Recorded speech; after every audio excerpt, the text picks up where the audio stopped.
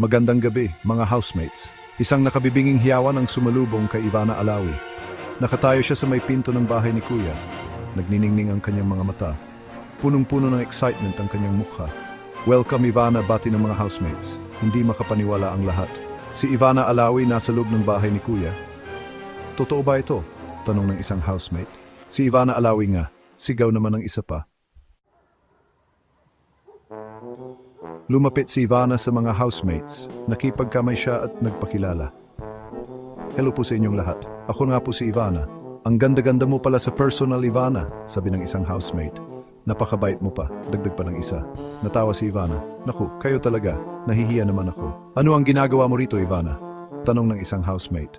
Official housemate ka ba? Ngumiti si Ivana. Secret ang tanging nasabi niya.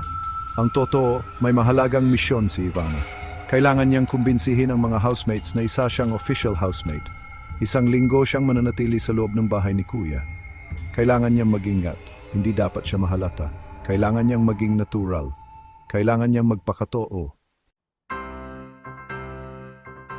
Upang makakonekta sa mga housemates, ibinahagi ni Ivana ang kanyang mga karanasan. Ikinuwento niya ang kanyang construction work vlog. Grabe, ang hirap pala magbuhat ng semento. Natatawang kwento ni Ivana. Pero masaya kasi nakakatulong ako. Ibinahagi rin niya ang kanyang experience sa It's Showtime. Sobrang saya magpasaya ng mga tao niya. Wow, ang galing mo palang sumayaw, Ivana, manghang-mangha ang mga housemates. Sa kabila ng mga kwento ni Ivana, may ilang housemates ang nagdududa pa rin. Hindi lahat ay kumbinsido sa kanyang mga sinasabi. Ang ilan ay nagtataka kung totoo nga ba ang kanyang mga kwento o kung may ibang motibo siya sa pagsali sa bahay ni Kuya. Ang mga bulong-bulungan ay nagsimula ng kumalat at ang mga housemates ay nagiging mas maingat sa kanilang mga kilos at salita. Parang hindi ka panipaniwala, bulong ng isa. Oo nga, sagot ng isa pa. Ang mga mata nila ay puno ng pag-aalinlangan. Ang mga tanong ay patuloy na bumabalot sa kanilang isipan. Bakit nga ba nandito si Ivana? Ano ang kanyang tunay na layunin? Ang mga housemates ay nagkakaroon ng kanya-kanyang teorya tungkol sa kanyang presensya. Bakit naman papasok si Ivana Alawi sa PBB? Sagot naman ng isa. Ang tanong na ito ay nagdulot ng mas maraming diskusyon at debate sa loob ng bahay. Ang iba ay naniniwala na may malalim na dahilan si Ivana, habang ang iba naman ay iniisip na baka ito ay isang malaking palabas lamang. Ang mga housemates ay nagiging mas mapanuri at critical sa bawat kilos at salita ni Ivana. May mga pagkakataon na nagkakaroon ng tensyon sa loob ng bahay. Ang mga simpleng usapan ay nagiging mainit na diskusyon. Ang mga housemates ay nagiging mas emosyonal at sensitibo sa mga issue na kanilang kinakaharap. Ang bawat isa ay may kanya-kanyang opinyon at paniniwala na nagdudulot ng hindi pagkakaintindihan at alitan, lalo na kapag may mga gawaing bahay na dapat gawin. Ang mga simpleng gawain tulad ng pagluto, paglilinis at pag-ayos ng mga gamit ay nagiging sanhi ng tensyon. Ang bawat isa ay may kanya-kanyang paraan ng paggawa ng mga bagay at ang pagkakaiba-iba ng kanilang mga estilo ay nagdudulot ng hindi pagkakaunawaan. Ivana, pwede patulong naman sa pagluluto? Tanong ng isang housemate. Ay, sorry, sagot ni Ivana. Ang simpleng tanong na ito ay nagdulot ng pagkabigla sa iba. Hindi nila inaasahan na hindi marunong magluto si Ivana, lalo na't isa siyang kilalang personalidad. Hindi ako marunong magluto, sagot ni Ivana. Ano? Ang reaksyon ng mga housemates ay puno ng pagtataka at pag-alinlangan. Paano nga ba hindi marunong magluto si Ivana? Ang tanong na ito ay nagdulot ng mas maraming usapan at spekulasyon sa loob ng bahay. Hindi ka marunong magluto? Gulat na tanong ng housemate. Ang mga mata ng mga housemates ay puno ng pagtataka at pag-aalinlangan. Ang simpleng tanong na ito ay nagdulot ng mas maraming usapan at spekulasyon sa loob ng bahay. Ang bawat isa ay may kanya-kanyang opinyon at teorya tungkol sa tunay na pagkatao ni Ivana. Ang mga araw ay lumilipas, ngunit ang mga tanong at pagdududa ay patuloy na bumabalot sa kanilang isipan. Dahil sa mga pagdududa at kontrobersya, nahirapan si Ivana na makuha ang tiwala ng lahat ng housemates. Alam kong mahirap paniwalaan, malungkot na sabi ni Ivana. Pero sana makita ninyo ang sincerity ko. Patuloy na nakipag-usap si Ivana sa mga housemates. Ipinaliwanag niya ang kanyang tunay na nararamdaman. Gusto ko lang naman maranasan ang maging ordinaryong tao, niya. Gusto kong makilala ninyo ako ng lubusan. Sa huling araw ni Ivana sa bahay ni Kuya, isang kakaibang tensyon ang bumalot sa buong bahay. Ang mga housemates ay nagtipon-tipon sa sala, nag-aabang sa mga susunod na mangyayari. Alam nilang may malaking kaganapan na magaganap, ngunit hindi nila alam kung ano ito.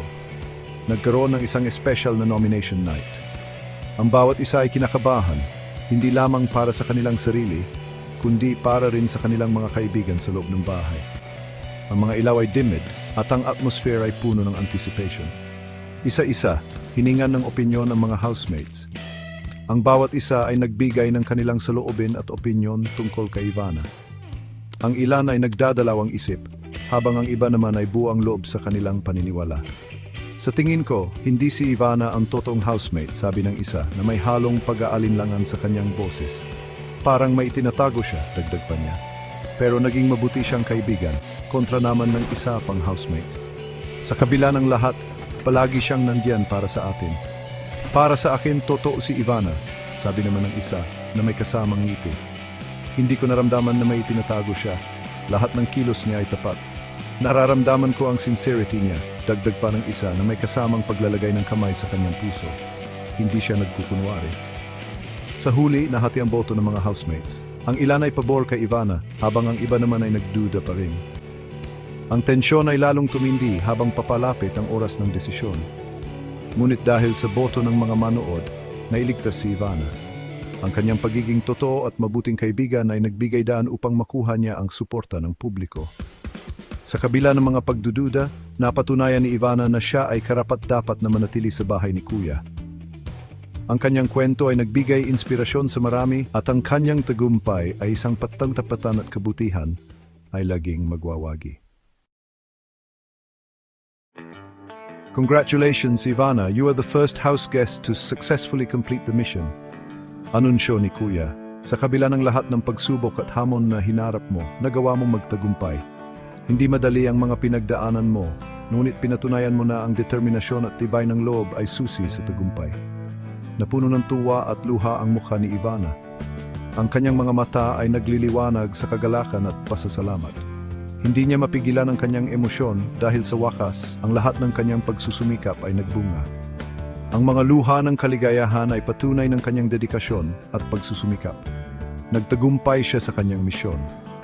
Ang kanyang tagumpay ay hindi lamang para sa kanya, kundi para sa lahat ng mga taong sumuporta at naniwala sa kanya. Ang kanyang tagumpay ay isang inspirasyon sa lahat ng mga nanonood na nagpapakita na walang imposible kung tayo ay may determinasyon at pananampalataya sa ating sarili. Napatunayan niya na kaya niyang makisama at magpakatotoo kahit sa loob ng bahay ni Kuya. Sa kabila ng mga pagsubok at hamon, nanatili siyang totoo sa kanyang sarili at sa kanyang mga kasama. Ang kanyang pagiging totoo at bukas sa kanyang mga damdamin ay nagbigay ng inspirasyon sa kanyang mga kasama at sa mga manood. Ang kwento ni Ivana ay nag-iwan ng mahalagang aral sa mga manonood. Huwag tayong magmadali humusga. Sa bawat tao ay may kwento ng pagsusumikap at tagumpay na hindi natin agad nakikita. Ang kanyang kwento ay nagpapaalala sa atin na ang bawat isa ay may kakayahang magtagumpay sa kabila ng mga pagsubok. Bigyan natin ng pagkakataon ng ibang tao na ipakita ang kanilang tunay na pagkatao. Sa pamamagitan ng pagbibigay ng pagkakataon, natututo tayong maging mas mapagpasensya at mapagbigay. Ang kwento ni Ivana ay isang paalala na ang bawat isa sa atin ay may kakayahang magbago at magtagumpay, basta't bibigyan natin sila ng pagkakataon na ipakita ang kanilang tunay na sarili.